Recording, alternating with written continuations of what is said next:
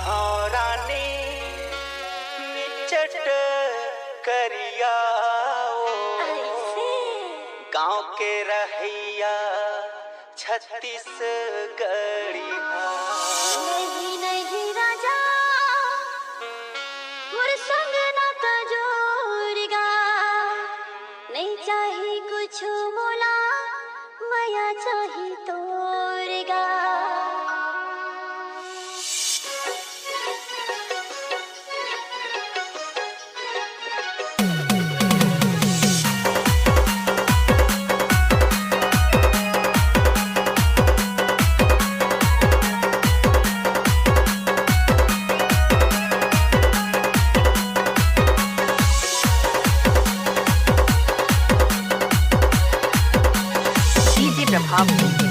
करिया हो रानी निचट करिया गाँव के रहिया 36 गड़िया।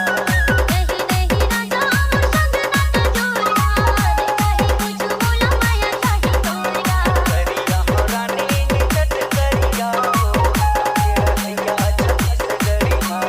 नहीं नहीं राजा मोर संग ना तजोरगा नहीं चाही कुछ मोला माया चाही तोरगा। सोन चांदी के गहना पहने बंगला गाड़ी तो आइए कुछ धन दवानी रुपया पैसा रूप रंग के तोर बढ़िया।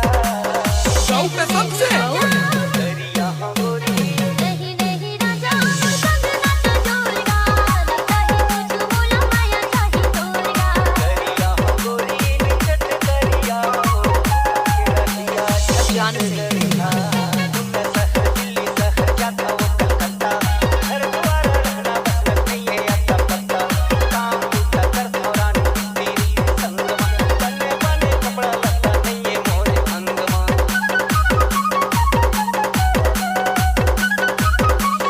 कैसे करथस रे शहर दिल्ली शहर जाता हो कलकत्ता घर द्वार रहना बस नहीं है आता पत्ता। काम टूटा कर थोरानी तेरी संगमा बने बने कपड़ा लगता नहीं है मोरे अंगमा।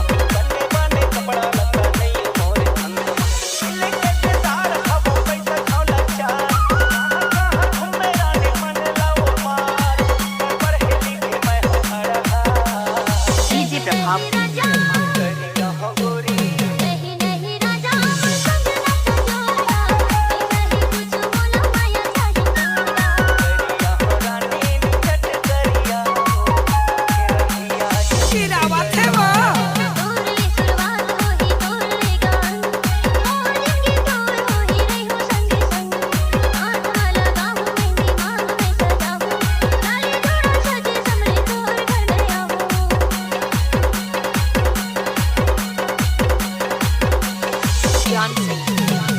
तोरले शुरुआत होही तोरले गान मोर जिंदगी तोर होगी रही हो संगे संग।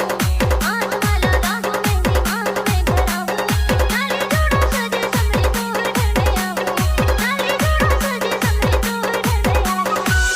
बोली तोर गोरी नैना है कटा लखे बोला कब करे नहीं हो प्यार।